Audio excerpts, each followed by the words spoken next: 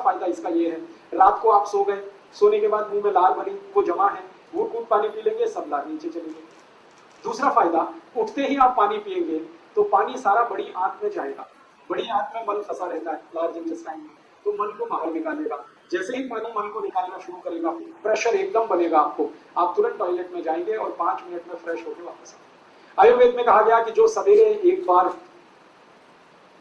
मुक्त हो जाते हैं, माने फ्रेश हो जाते हैं, माने जिनको सवेरे एक बार पूरा खुलकर पेट साफ हो जाता है, उनकी जिंदगी में कोई रोग नहीं आता। इसलिए सुबह उठते ही पानी पीना बहुत जरूरी है। दांत साफ करना नहीं है, पहले पानी पीना है। दांत साफ करना है तो रात को करें और उठते ही पानी पिए।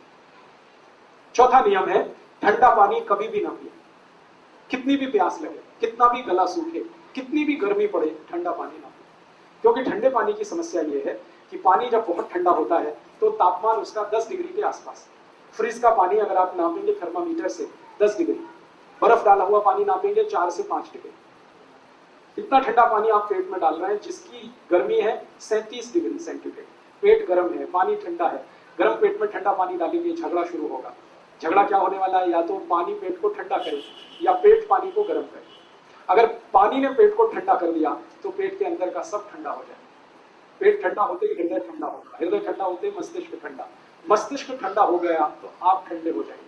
और आप अगर ठंडे हो गए तो घर में 1 मिनट कोई आपको रखेगा नहीं, घर के बाहर निकाला जाएगा। कैसी विचित्र दुनिया है। जब तक शरीर गर्म रहता है सब आपसे लिपट लिपट के बैठेंगे, जैसे ही आपका शरीर ठंडा हुआ, लेके जाओ, हटाओ, जल्दी अर्थी लगाओ, जल्दी शमशान घाट लेके जाओ। 1 मिनट बर्दाश्त करना मुश्किल हो जाता है ठंडे शरीर को। और शास्त्रों में लिख दिया गया कि शरीर ठंडा होते ही जितनी जल्दी अंतिम संस्कार हो उतना अच्छा, जितनी जल्दी हो, और जितना देर में हो उतना ही खराब। जिनका अंतिम संस्कार जल्दी नहीं होता ना, उन्हीं को कहा जाता है कुत्ते की मौत मरा, क्योंकि कुत्ते का कोई अंतिम संस्कार करने वाला नहीं होता।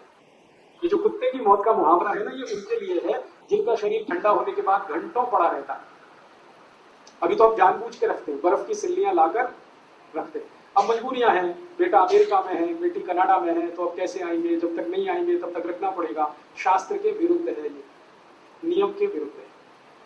तो आपको मैं जो समझाना चाहता हूँ वो ये कि शरीर ठंडा मत होने दीजिए, इसको गर्म रखिए। तो ठंडा शरीर ना हो इसके लिए ठंडा पानी मत पीजिए, नहीं तो क्या होगा, ठंडा पानी बार बार पीते रहेंगे, शरीर में तकलीफें शुरू होंगी। उसकी सबसे बड़ी तकलीफ क्या होती है कि जब बहुत ठंडा पानी आप पी लेते हैं तो शरीर का जो पेट है वो पानी को गर्म करता है।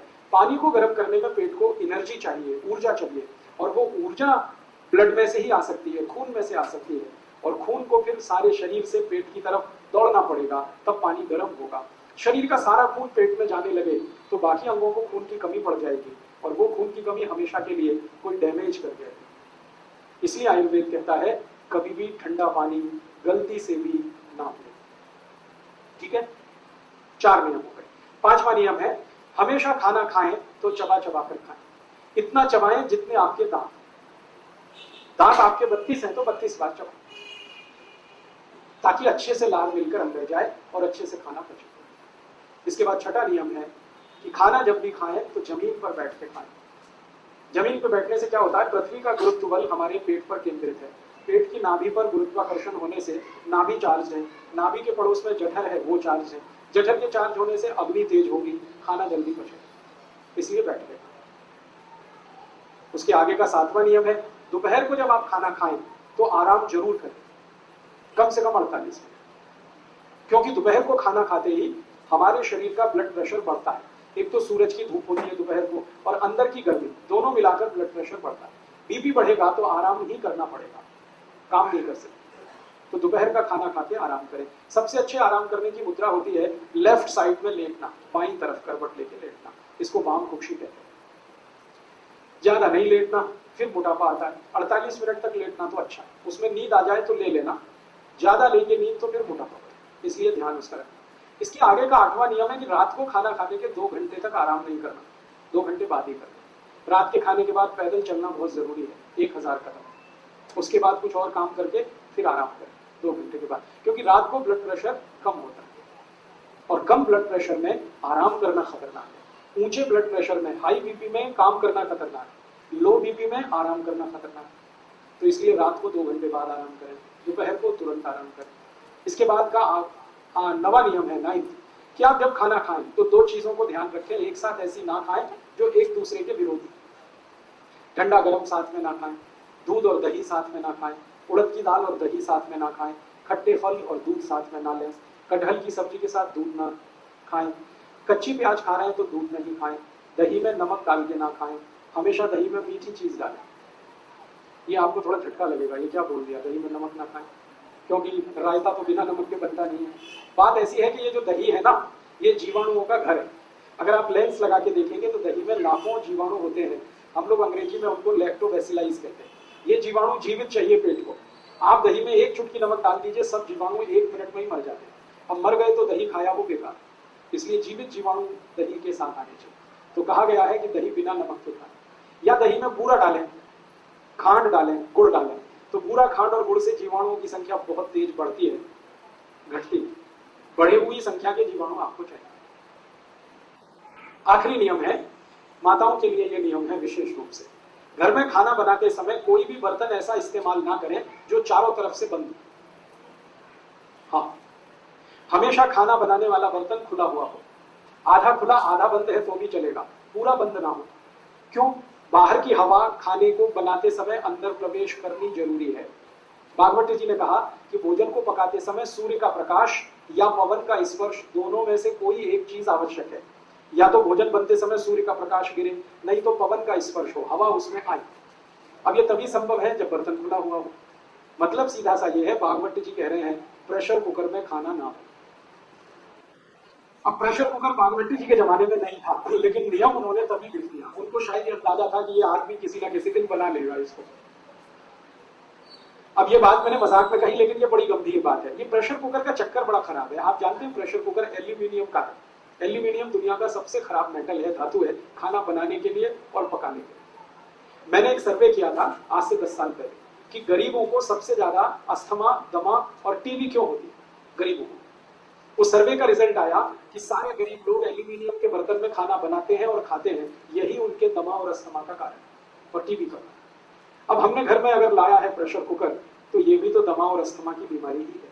आप इसे ना इस्तेमाल करें, तो उसकी जगह क्या करें, भगोने में बनाएं दाल, कढ़ाई में बनाएं, भगोने में बनाएं। मैं सबको ये सुझाव देता हूं, प्रेशर कुकर हटा के मिट्टी की हांडी ले आए,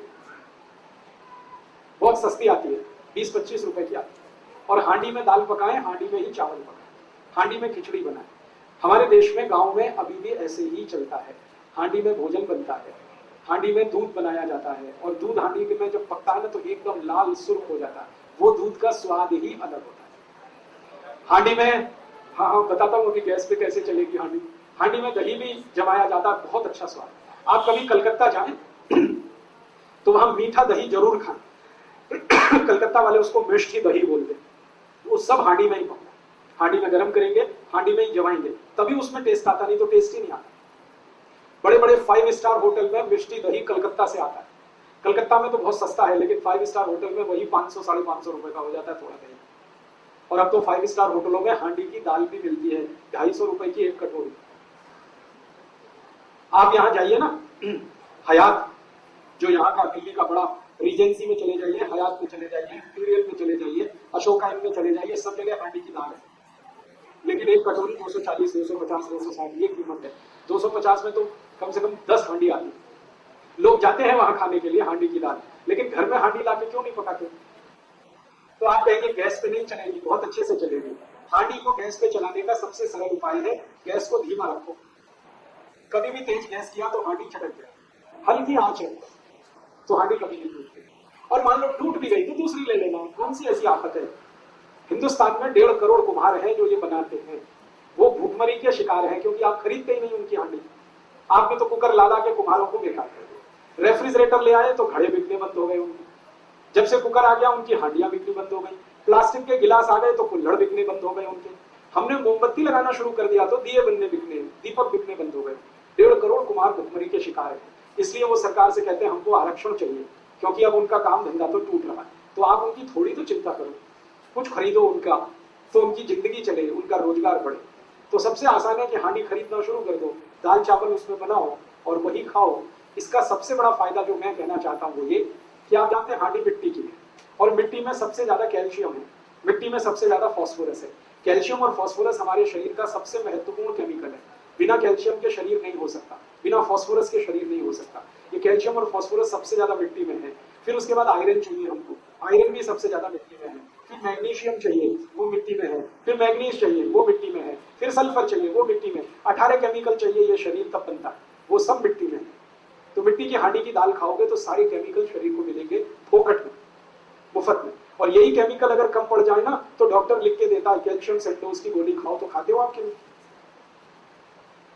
और वो खाते हो, सैकड़ों रुपए खर्च करते हो आप, और फिर भी गारंटी कुछ नहीं है कि उससे कुछ फायदा भी हो जाएगा। उससे अच्छा ये है कि मुफ्त की मिट्टी की हांडी में सब कैल्शियम फास्फोरस है, वही खरीद लो। डॉक्टर की कैल्शियम की गोलियां खाने से अच्छा कैल्शियम जिसमें है मिट्टी में, उसमें दाल बना के खा लो। विज्ञान तो यही कहता है। तो आप अगर करें तो आज से अपने घर में एक बदलाव कर लें, मिट्टी की हांडी खरीद लें। फिर आप कहेंगे खाना बहुत देर में बनेगा। मैंने बना के देखा, मिट्टी की हांडी में दाल 28 मिनट में बनती है और प्रेशर कुकर में 10 मिनट में बनती है। 18 मिनट का ही अंतर है, ज्यादा नहीं। और शरीर का स्वास्थ्य अच्छा रहे तो 18 मिनट कौन बड़ी बात है। मैं अभी थोड़े दिन पहले मद्रास गया था, चेन्नई। वहां भारत का एक बहुत बड़ा समूह है, जैसे आपने नाम सुना हीरो होंडा, ऐसे दक्षिण भारत का ग्रुप है टीवीएस सुंदरम, टीवीएस मोटरसाइकिल। उनके मालिक के घर गया था खाना खाने, तो उनकी धर्मपत्नी ने मिट्टी की हांडी में दाल पकाई, मिट्टी की हांडी में चावल वगैरह वगैरह, और वो खिलाया। तो मैंने आश्चर्य से पूछा, आप करोड़पति आदमी हैं और मिट्टी की हांडी में दाल चावल खाते हैं? तो उनकी पत्नी ने पता क्या उत्तर दिया, वो तो भगवान कृष्ण भी खाते। मैं पूछा वो कैसे? आपको मालूम है जगन्नाथपुरी के मंदिर में कृष्ण भगवान का प्रसाद मिट्टी की हांडी में चढ़ाया गया। तो सुंदरम ग्रुप की जो मालकिन है वो मुझे कह रही है कि जो कृष्ण भगवान मिट्टी की हांडी में खा सकते हैं तो हम तो उनके भक्त हैं ना, हमको क्यों नहीं खाना चाहिए? तो मैंने कहा आप तो 40,000 करोड़ का बिजनेस चलाती है, आपके पास टाइम इतना कहाँ है कि जितनी देर खाना बनाए? तो उनका जो उत्तर था वो गजब। उन्होंने कहा कि ये 40,000 करोड़ या 4 लाख करोड़ किसी भी काम के नहीं है जिस दिन शरीर बेकार हो जाए। इतना इंटेलिजेंट उत्तर आपको सुनने को कम मिलेगा। उन्होंने कहा ये 40,000 करोड़ या 4 लाख करोड़ किसी काम का नहीं। जब शरीर काम ना करे तो ये पैसा है किसके लिए? हम शरीर स्वस्थ रखें, इसके लिए तो सारा हम सरंजाम जुटा रहे हैं। और स्वस्थ रहने का सबसे आसान तरीका है मिट्टी की हांडी की दाल चावल वगैरह वगैरह खाते रहो। तो करोड़पतियों के घर में अगर ये हो सकता है तो आपके घर में भी हो सकता है। करिए। दिल्ली के बहुत सारे कुम्हार आपका इंतजार कर रहे हैं, कब आप उनको ऑर्डर करें और कब वो अपनी हांडियां बेचने के लिए आपकी मदद लें। और अगर आपने सच में इनका उद्धार कर दिया तो इनकी जो दुआएं मिलेंगी आपको, वो आपके जिंदगी के हर काम को पूरा करें।